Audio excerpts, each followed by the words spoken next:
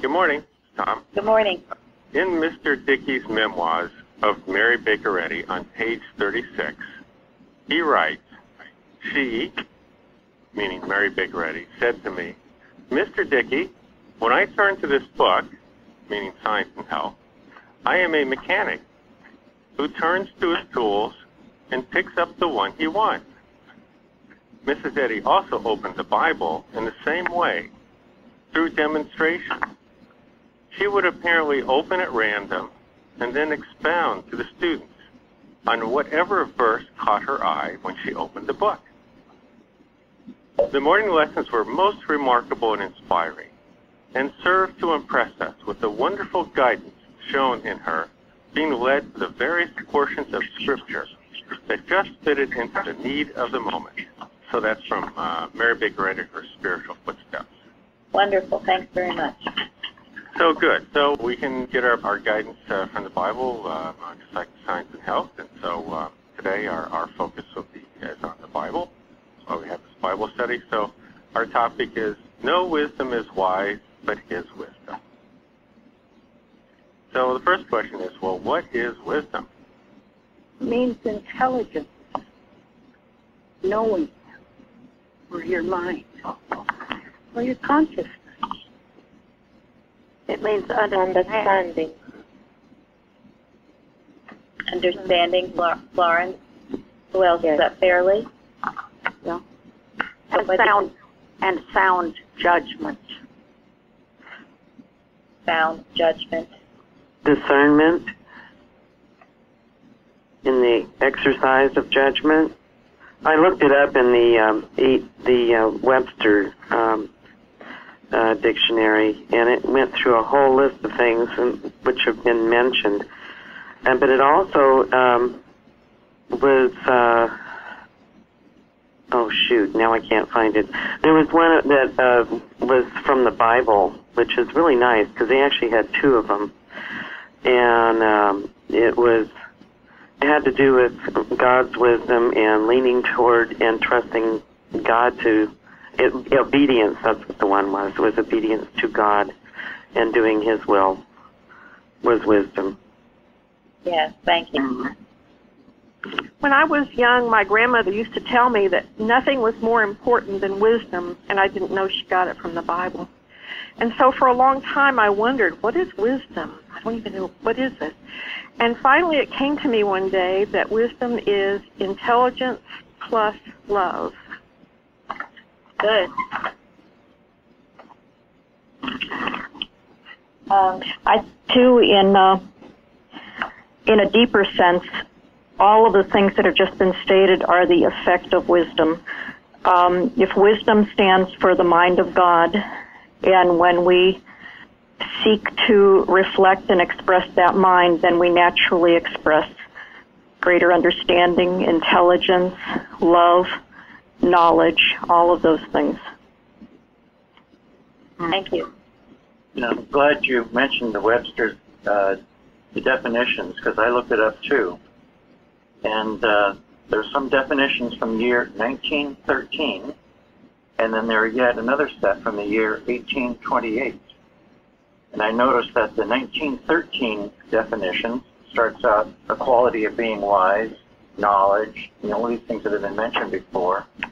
And I compared that with those from 1828, where it said the right use or exercise of knowledge, the choice of laudable ends and the best means to accomplish them. And I noticed that the 1828 definitions were more active, whereas the 1913 definitions tend to be rather pensive, just thinking about it. That's great, thank you. And I just can't help but thinking, like, this thing that is so important, like it says in Proverbs, get wisdom above all thy getting. I get the idea that the concept generally is like evolved somewhat away from active into more just simply pensive. And I'm not so sure that's a good trend. Read the 1828 one again. The 1828 starts out, the right use or exercise of knowledge. Goes on, the choice of laudable ends and the best means to accomplish them. This is wisdom in act, effect, or practice. Thank you. Very active definition of wisdom. One that I found was the ability to judge correctly and to follow the best course of action. And I will say that you can have many qualities. You can be a very loving person. You can be a very principled person. You can be a very smart person. But if you do not have the wisdom, you could parry and most likely fall flat on your face. The wisdom, I would say, would accompany everything. I mean, you think about it. Someone can have a great idea, and if they don't execute it with wisdom, it will fail. It won't work. You know, I think of the story of Esther. My gosh, she was in such a critical situation, and if she hadn't executed all the things she needed to do with wisdom, everything would have been lost. So, truly, it is something divine, yes, from God, and it must accompany all our actions, everything we do. I think what Connie, what was it, your grandmother said was so true. And yes, intelligence, all of those things, plus wisdom, love plus wisdom, principle plus wisdom. What Solomon says is good. I mean, at that point in his life, he was able to speak well, not later, but when he said he asked God for an understanding heart, that I may discern between good and bad. I think that's beautiful, and it later said that he also at that point had wisdom and understanding and largeness of heart. That would speak to the love that's necessary to be in it. Yeah, yes. The word heart was used quite a bit in the Bible. The word heart, accompanied by the word understanding, was used in quite a few of the Bible, especially in Proverbs. Thank you, yeah. Because it is the love which inspires, designates, and leads the way. So the love needs to be there. Without the love, you definitely have no wisdom. You're just running blind without the love. And then not self-love, of course. Love for God and love for your fellow man. Thank you. Glad we're having this discussion because it seems like it's so prevalent in today's day and age. Wisdom is associated with somebody who can talk well, can speak a lot, maybe speak louder. I mean, everybody's familiar with the image of a gray-haired old man, and everybody goes up to hear, listen, talk. But I thought comparing that image with what's in our responsive reading, where there was a poor man, a poor wise man. By his wisdom, he saved a city. Yeah, and that's why Mrs. Eddy says there is no wisdom, except no wisdom is wise, but God's wisdom. He is the source of wisdom, and that's why I guess it's so profound. Oh, is that where that came from? I thought I wrote that. I thought you wrote that was a joke, okay. That was a lesson in wisdom, you know. We know it doesn't come from us. Yes, it does not come from us. It's divine. So thank you all. And I would just, after listening to everything, I think that there was one definition given that I think is the correct definition, and it was a while ago. When you boil it all down, you know, all the intelligence and knowledge and love and everything else, wisdom is obedience. It's obedience to the mind that made us and governs us. It requires love. It requires all of those things. But ultimately, it's knowing the right thing at the right time. And the only way you can ever know that is through obedience to the divine mind that made us. Thank you. I think mine goes along with that too, something I found. It said acting to the spirit of the commandments, which would be obedience. Yes. Correct. Yeah, because the only way you can know what God's will is through spiritual sense. And that's really what that means. I can remember years ago, Mrs. Evans told us that the greatest wisdom is to ask God for wisdom. So it puts it where it belongs. Yeah, I think it goes to the next question. How does one get wisdom? Well, before we get to that, I just want to say that I like the way the responsive reading started out, where it says, basically you know that the works are in the hands of God, so it's not your works, but whatever you do is in the hands of God. So, so go ahead with the next question. How does one get wisdom? I was looking at Proverbs 3, I think that was citation 2, and it kind of listed a few things. Let not mercy and truth forsake thee, bind them about thy neck. Trust in the Lord with all thine heart, and lean not unto thine own understanding. In all thy ways acknowledge him, and fear the Lord, and depart from evil. Thank you. That sounds pretty good. And the one that was alluded to that I love is in James 1:5. If any of you lacks wisdom, let him ask of God, who gives to all liberally and without reproach, and it will be given to him. I remember the first time that dawned on me. You think you don't have wisdom? Ask God for it, for heaven's sakes. But I never thought about it. So if you think you don't have it, ask him. That's a righteous prayer, and he'll give it to you liberally without reproach. But you've got to ask sincerely on your knees and humbly. It's certainly a right desire to want to express that wisdom of God. I think that is very correct what you just said, because wisdom is a gift from God. It doesn't matter, like the lesson said about a poor man who served the whole city. It doesn't matter what position you were born into. If you ask God, he will give it to you. And then Solomon is a good example. He was born as a prince, and yet he knew he hasn't got that wisdom yet. Even though he was born in the house of the king, he asked for the wisdom, which is different what we see today.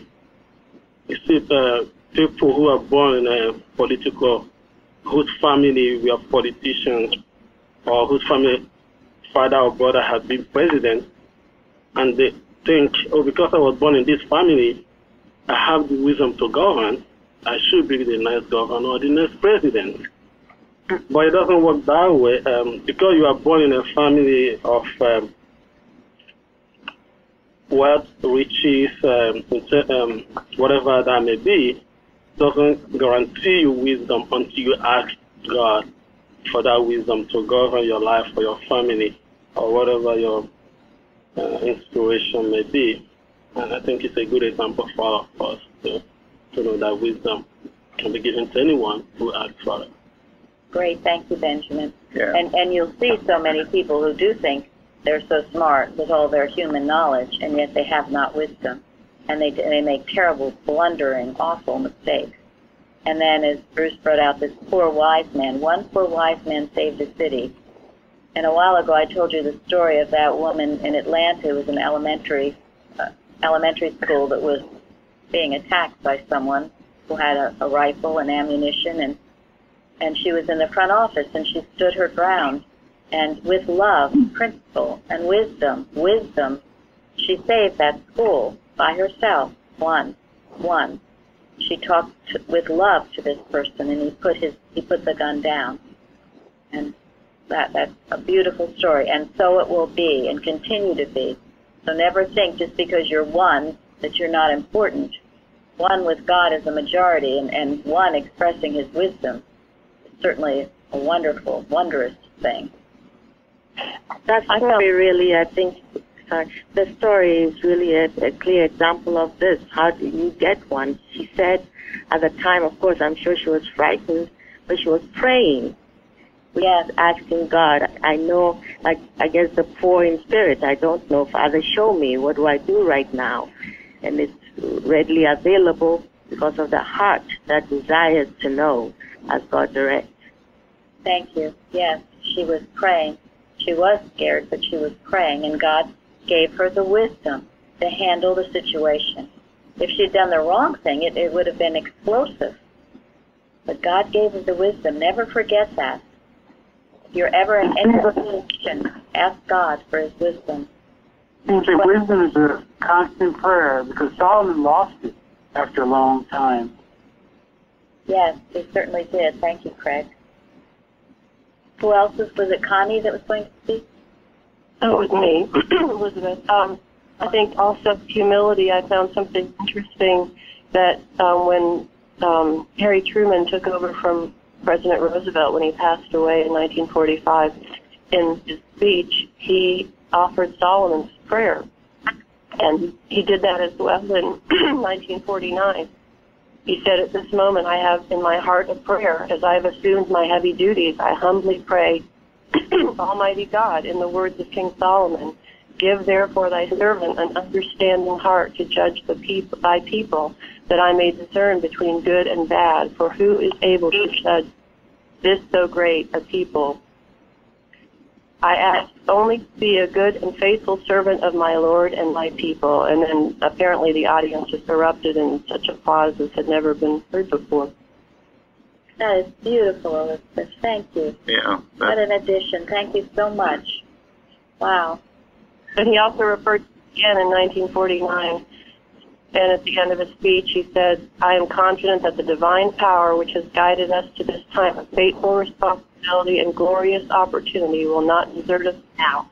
With that help from Almighty God, which we have humbly acknowledged at every turning point in our national life, we shall be able to perform the great task which he now sets before us. That is just beautiful. You should somehow write that into an article or something. That is beautiful. It deserves to be shared, especially it does. today. Yes. Yeah, thank you. Yeah, we don't want to lose that. That's a beautiful. Thank you. Yeah. I mean, this really speaks to what I think is a great misconception among many people today. And that misconception is, I think there are a lot of people who associate wisdom with education, and somehow think that those who are highly educated have got to be wise somehow. And that is such a gross misconception, and I think it's a very damaging misconception, because we've got so many highly educated people who have no wisdom and do the worst things. Thank you. Yeah, it's a very good point. And then people turn to them as almost like gurus, that, you know, they're so smart, they're so educated, so they must know all the answers, when it's really only God. And Mrs. Eddy certainly had to meet this, where she had lawyers or businessmen or other people who thought they know so much telling her what to do, and she knew that the source was in God, and so she would have to rebuke them at times and certainly not listen to them if God was telling her something else to do. She always found him as the source of it all, and so must we. Yeah, I think it's interesting too, because even in the church organizations, I have seen this actually in other churches have been part of. You see pastors spending years and years in Bible school, and they spend a fraction of that time with God, but they pay too much attention in gathering this education, because they think that's where the knowledge or wisdom will come to be able to deal with their churches, to be able to preach to them to the way they can understand. And they spend all these years, and at the end, when they speak, all you can get is this intellectual gatherings they got from Bible school. You can't get the feeling, you can't feel that spirit coming from them. I have actually seen this a lot, and it was very discouraging to me growing up as a young Christian, and to the point that I decided not to take it any longer because it doesn't help me at all. But the life of Paul in the Bible, I think, was a very good example. This is a man who has all this education, and in the beginning of his life, he thought he was actually doing right. But a time came when he gave up all this.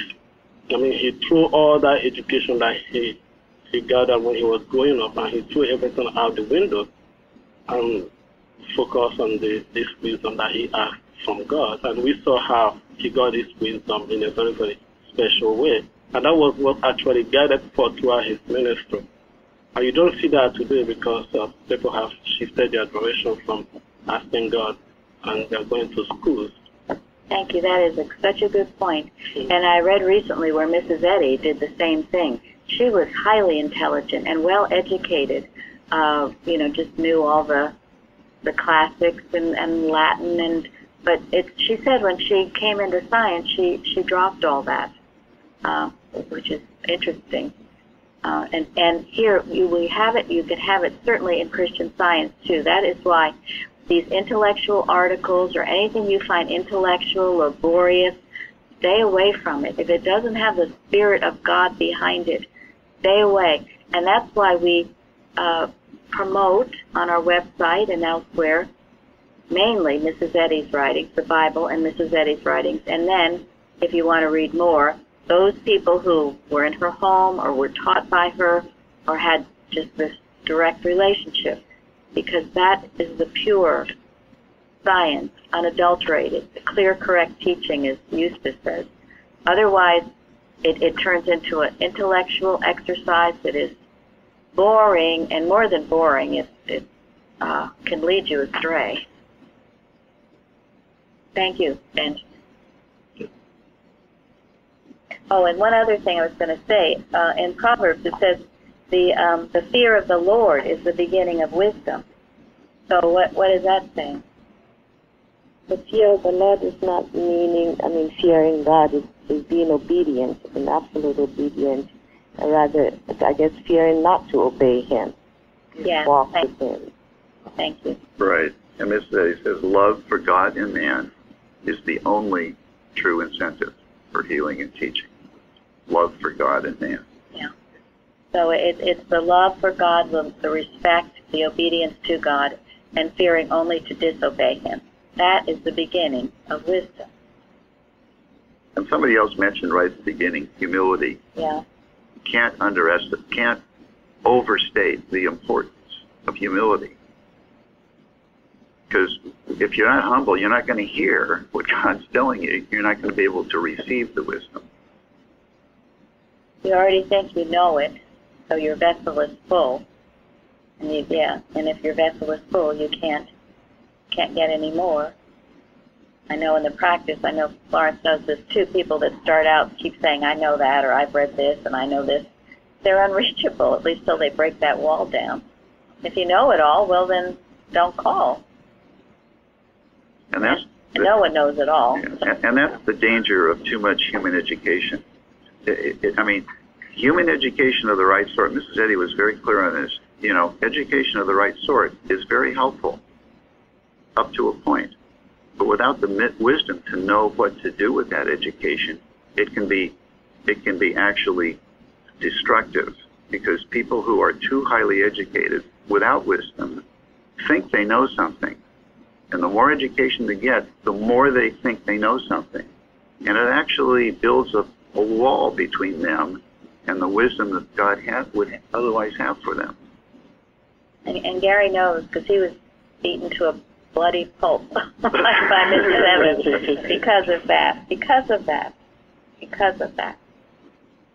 because of human education. And it could be so frustrating when you think you know everything, and it's all based on human education. You've got to get rid of it all and humbly turn to God for your answers. Okay, Tom?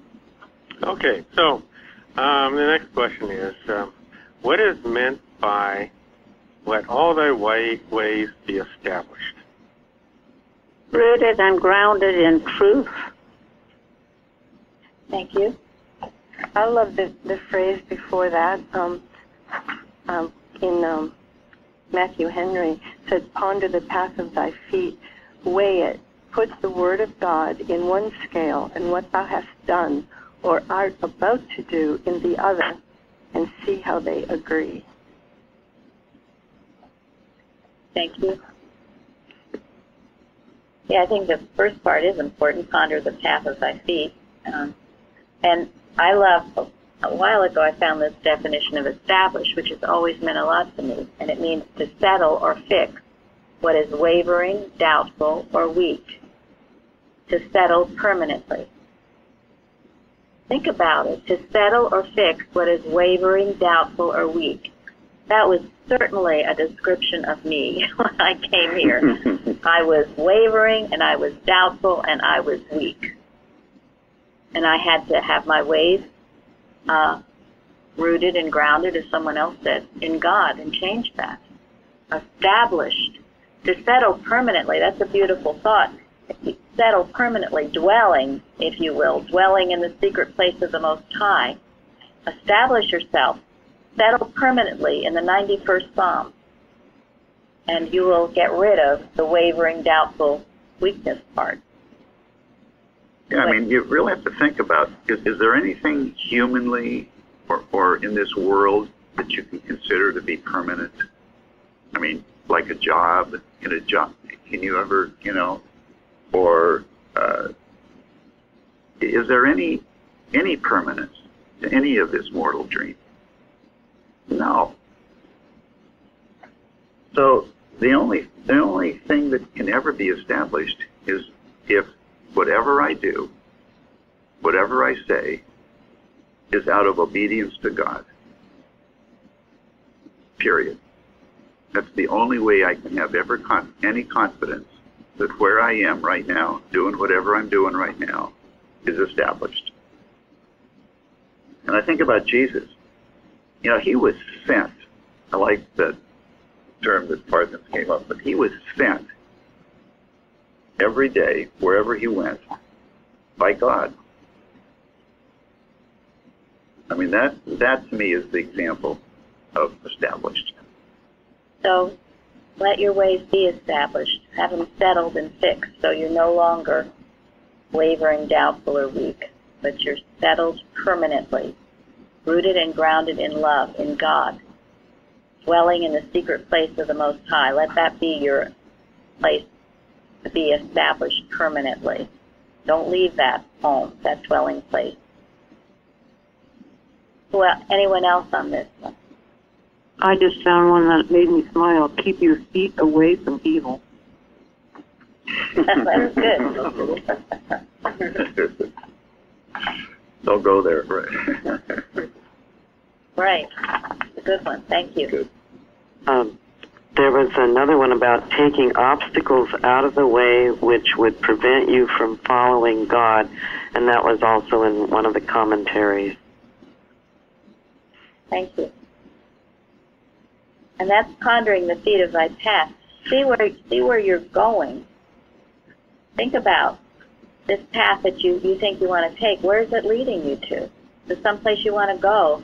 Maybe it might feel fun for the first 5 or 10 minutes or 1 or 2 days, but where is it going to take you after that? Take you any place good? Ponder the feet of your path. And don't leave the dwelling place of the Most High.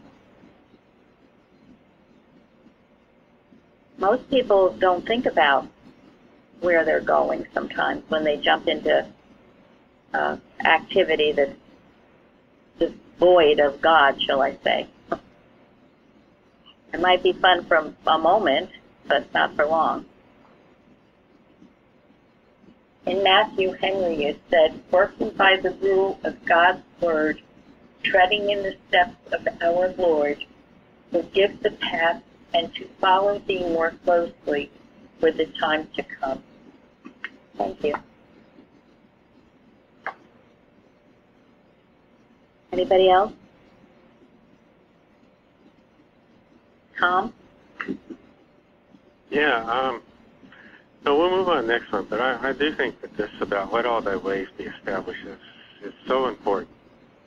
You know, you just absolute trust in the Lord, you know, just confidence in the Lord, and, knowing all your works are in the hand of God, so everything you do is blessed. Thank you. Yeah, and it says, let thy ways be established. That means it's possible for everybody. It doesn't say make your ways established. So it's not something that we do to ourselves. No. God is right there. So let it happen. We just have to quit stopping it. We have to quit stopping it, right. Yeah, and also I think the establishment, too, that we're not jumping here, there, in the next place. I mean, we were laughing the other day about the fact we've changed the name of the Healing Thoughts so often. So we were saying, what were we saying it was called? Right. The Healing Stone That Liberates. The Healing Stone That Liberates. Because we have trouble remembering the name. So anyway, we try. Change can be very good, absolutely, but too much jumping all around. There's something good about being established, rooted, and grounded in love. So if you see on the next Liberator, the Healing Stone That Liberates, that's one. Okay. You know, and I think what people, a couple people brought this up about the words before that, you know, honor the path of thy feet. So, you know, we may be established, but, you know, it's kind of like a constant thing. I think that's kind of what honor the path of thy feet, that's one of the things that tells us, you know. And yes. Sort of keep checking yourself. Thank you. Exactly. Yes. Yeah. Never get complacent in it or just think you've arrived. That's very deadly and dangerous. I think it was Craig mentioned earlier that wisdom is constant prayer. Yeah. So the next question after this, now we started out and people were talking about Solomon, we're talking about what is wisdom. And so I kind of thought it was interesting that Solomon called himself a servant, referred to King David as a servant. What did he mean by that? He's king. He was a servant to God, and he thought his father David was also. I think there's only one true king. The king is God. That's it. Everybody else is serving. Thank you. Right. And he was aware that he was to govern what he called a great people. A great people who indeed had found the one true God. And the king was derived from this great tradition. Yeah, and you think of what Elizabeth read with Truman. He's going to be president of the United States, and what did he do? Humbly asking God for direction as a servant. The servant lets his ways be established, whereas the king enforces his own establishment. Yeah, thank you. That's a good one. I think, you know, in those the time of David and also the time of Solomon, they spent great amount of time judging people. That was actually what most of their duties were at that time, judging and resolving disputes between the people. Everybody remember the story of Solomon when the two young women brought one of their living sons to him, and he made a very good judgment and decided in a very wonderful way who is the correct parent of the child. So they spend quite a lot of time that time judging people, which is different from what kings of these days does. Today, you see all the kings around the world, and spend most of their time being fabulous. And, yeah, that's the position of kings today. But in those days, it's more of serving the people giving most of their time to the service of the public. And I think that's why Solomon sees himself as a servant of God and also as a servant of the people of God. That's what I thought when he mentioned himself as a servant. I know even in the days of Abraham Lincoln, people would come to the White House, actually. Anybody could come to the White House. They would sit, there was a waiting room, and they could have audience with Abraham Lincoln, the president, and talk about their grievances and problems. There was a great sense of serving the people. Any public official should have that sense. We all should have it. I think if we keep that, we will keep our humility. Only when we think that we know it all and we're so great and we have a list of all the things we've done without God, by the way, that you get into big difficulty, big trouble. Even today, if you go to Washington, D.C., you can't even see your own congressman. This is the person you voted for. But you can spend hours driving over there. But if you make a point, they will tell you, the secretary will say, oh, he's not around, even though he's in the office. You try to call your congressman. How many times has they picked up your phone? They don't, because they're actually there serving their own special interests, not the people anymore.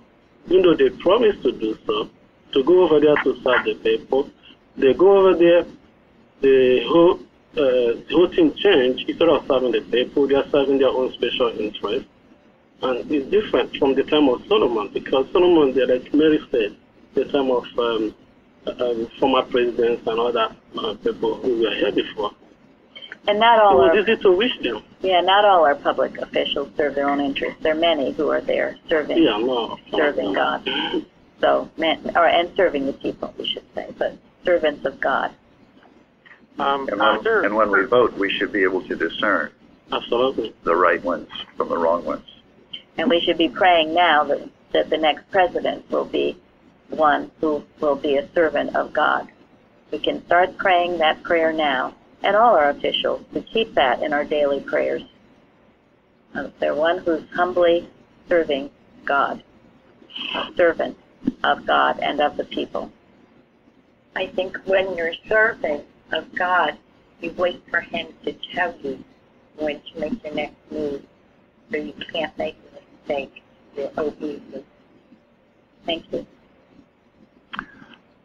So, can you talk about anything that Jesus did or said that helps us understand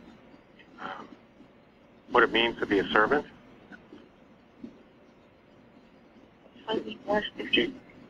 Go ahead. Shows that.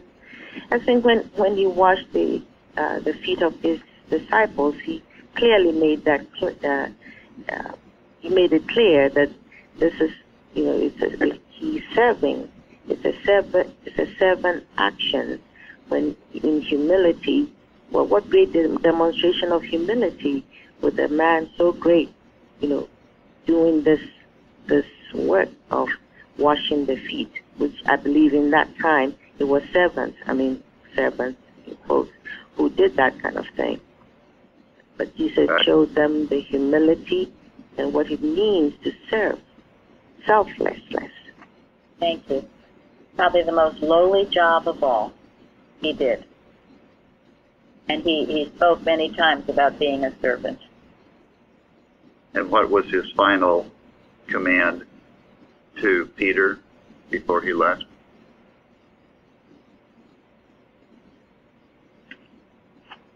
Feed my sheep. Feed my sheep. Yes.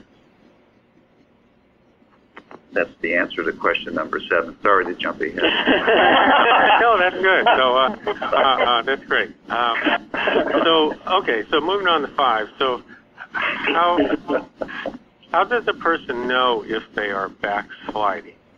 And maybe someone ought to start out. Tell us what is backsliding. Going in the wrong mind, I think. Nothing's going right for you. Drifting away from God. Right. And they call it falling away. Falling away, drifting away. All those were good answers. Yeah. It's letting things get in the way Yeah. Letting your love grow cold. You know, you can start out here passionately, oh, so excited about everything, but then suddenly, well, it doesn't mean so much to me anymore. I know that. I don't need to come. I don't need to attend these things, or doesn't, you know, the watches go on without me. Little by little, you just, don't need it. Got other things I need to do. Right. I've ascended above it all. Yeah. And backing down from challenges that God's given you. Yes. Putting your hand to the plow, putting your hand to the plow and looking back. I think about Solomon, who allowed the strange women to affect his judgment. What influences are in my life that are influencing my judgment on things? You have some strange women in your life? We can convert that into maybe a metaphorical.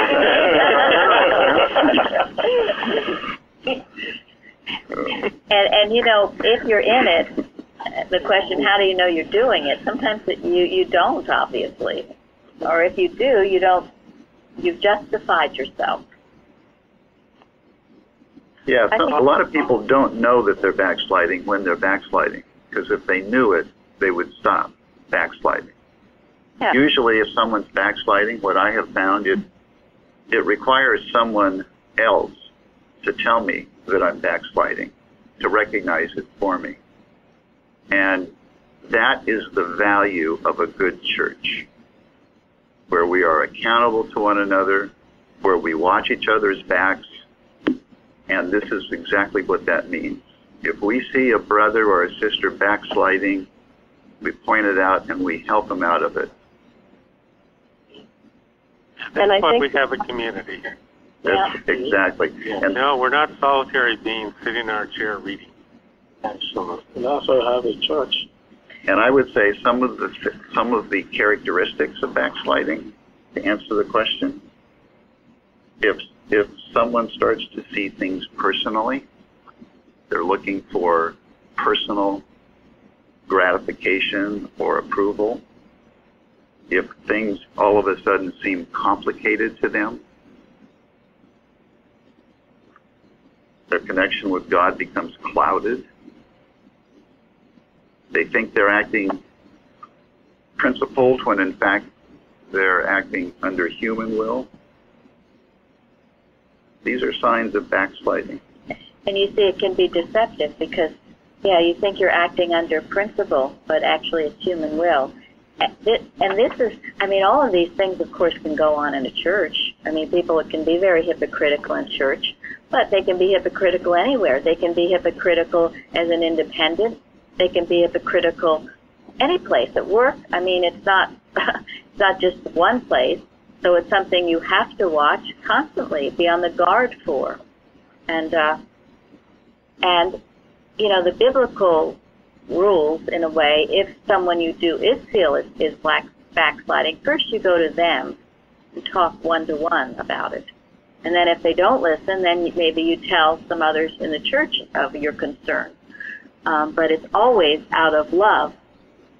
And, if they refuse to listen, then they just have to learn from their experience.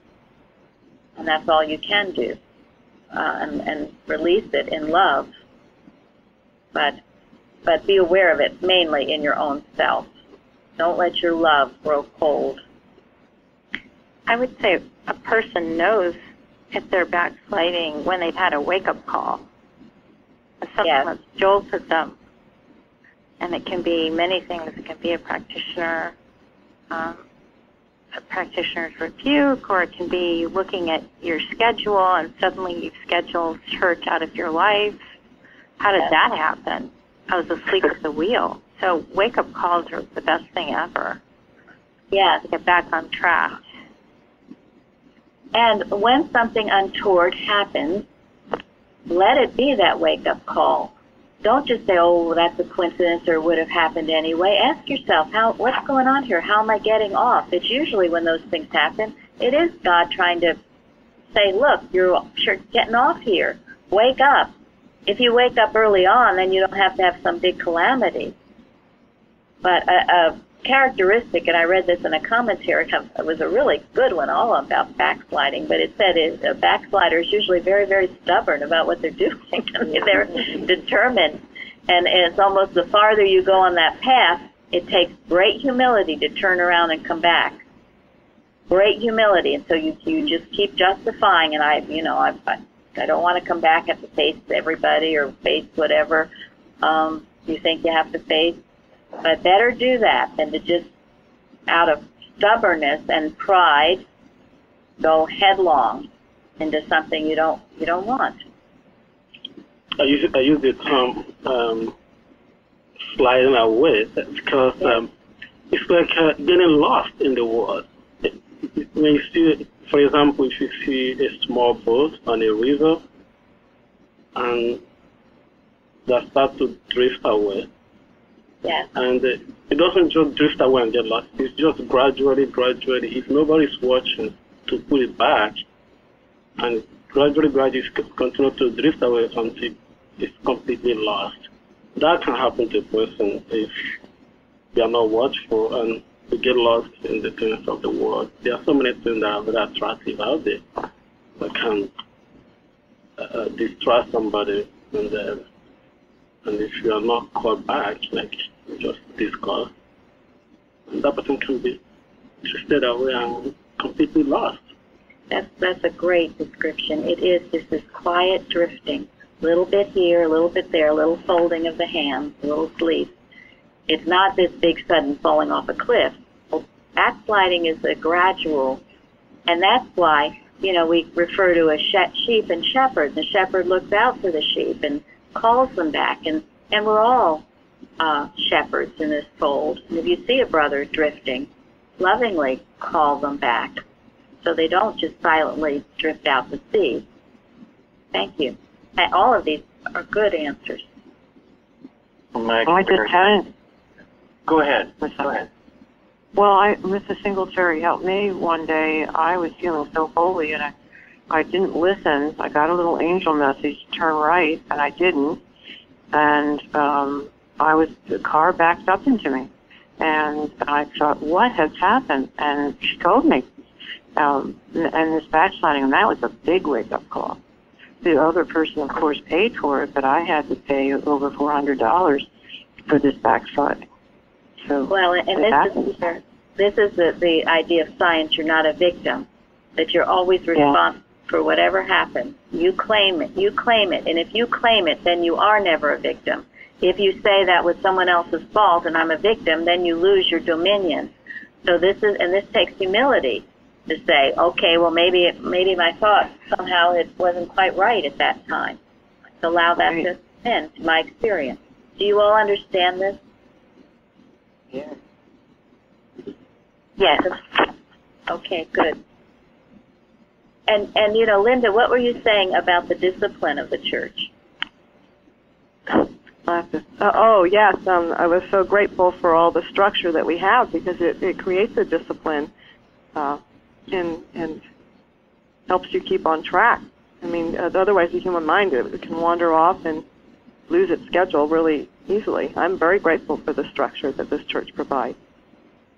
A little thing like coming here Saturday mornings. I know you all have busy schedules. Many of you work all week. Many of you on the West Coast getting up so early to do this.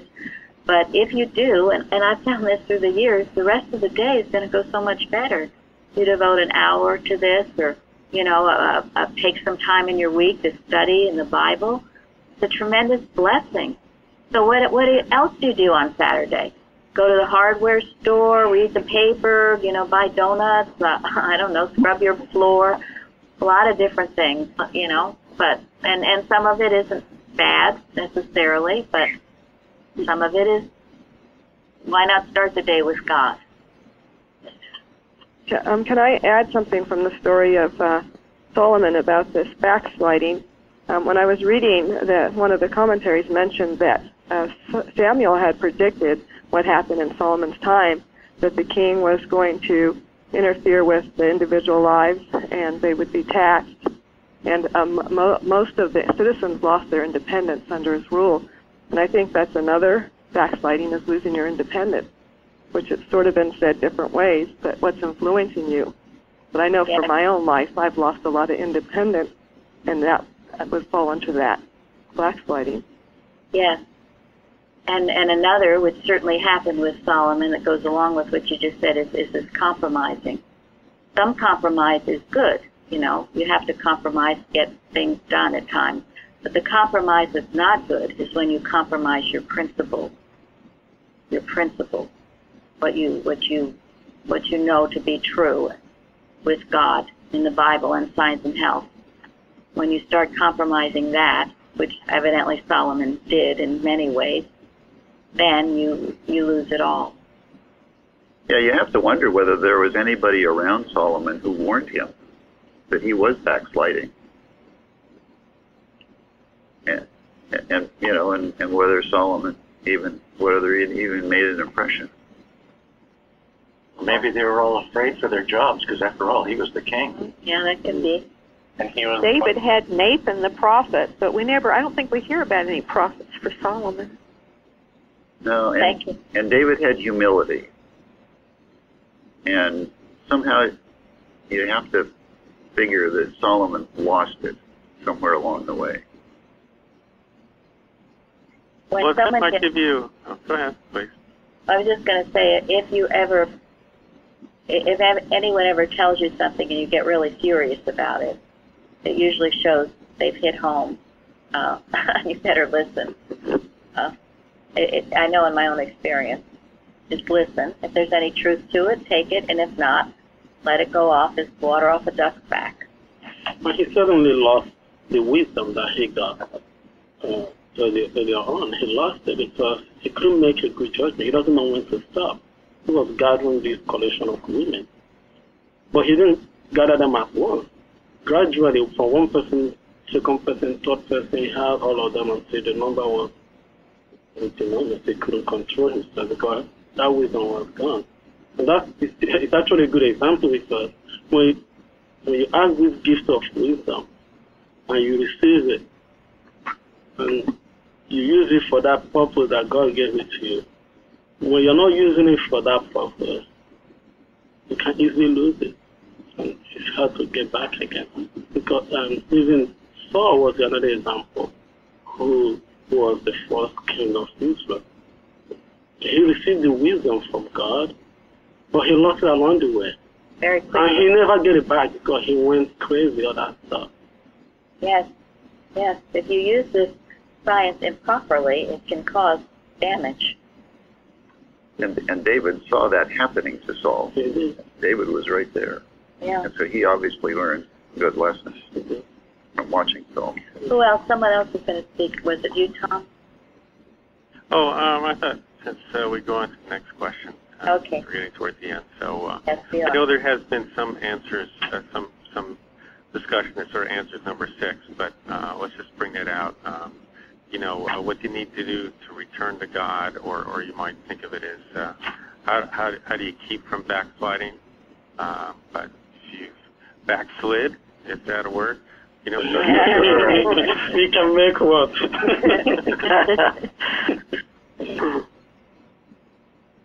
humility. Yeah. In my case, when the arguments start bouncing around in my head and I start justifying things, I may not realize that I'm backsliding, but I am. And then when it gets more and more aggressive, I get the wake-up call saying, "Dear God, I lay this all in your hands. You show me the way. I don't want to justify anything other than just be what you want me to do, so show me." Yeah, I think the main thing is humility. And sometimes it's not hard. It's very difficult if you've gone on that wrong path stubbornly to really change your direction. Repent and come back to the Father's home, as in the story of the prodigal son. I worked even harder then. Yeah, it does. That's why it's really not worth it. This is to ponder your path again. It's not worth it to take these highways. It's just Why get yourself into a hole and then have to dig yourself out? And you know, with our activities too, I want to make it very clear, no one is required to do anything. It should be in your heart. You do what's in your heart, whatever is in your heart to do. Certainly we don't want anyone doing anything that's not in their heart to do. And you know, when you've been maybe backslid because, as Solomon was, influenced by humanly attractive people or a person, you would have to turn your back completely and abandon what or who has drawn you away. Right. That's right. I thought, you know, the three big hooks that animal magnetism finds in a person. Malpractice cannot work on you unless you've got a hook in you. And that is pride, and ego and arrogance, and also ingratitude. I mean, Solomon obviously forgot where all this goodness, all these stuff he had came from in the first place. God. When you get ungrateful and you don't realize what God has done for you, then the backsliding takes your weight. And I'm sure that's why Mrs. Eddy established the Wednesday services. So if we go in every week, we're reminded of the good that God has done.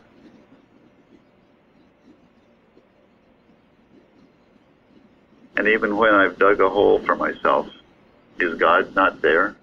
Right. I mean, does God ever leave us? No. That's right. No. So if I feel like I have to return to God, it's because I believe I have left him. Yeah. Right. So quite simply, what do I need to do?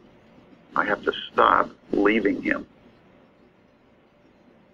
No, that's impossible. Whither shall I go from thy spirit? He's always with us, wherever we are. Even if we make our bed in hell, we can wake up and return to the Father's house, as the prodigal did. And he was met with great love, no condemnation, but love.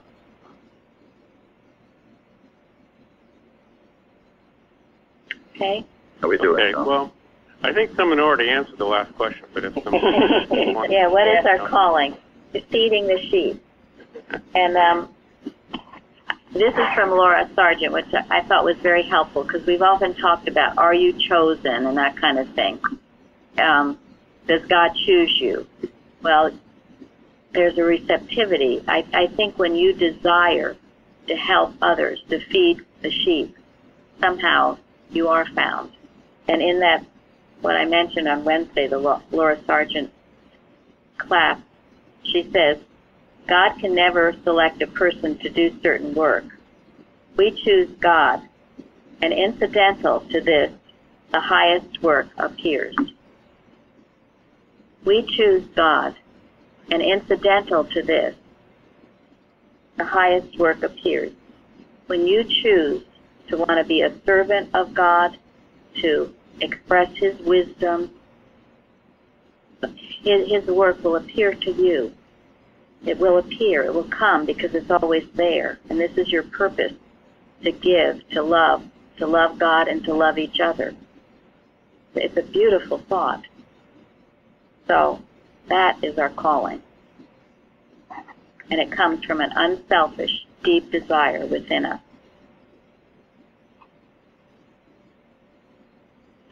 Thank you. Great class, thank you, Tom. I'm so glad you. Good question. Thank you. That was Great question. Thank you. Thank you. Thank you very much. Thank you.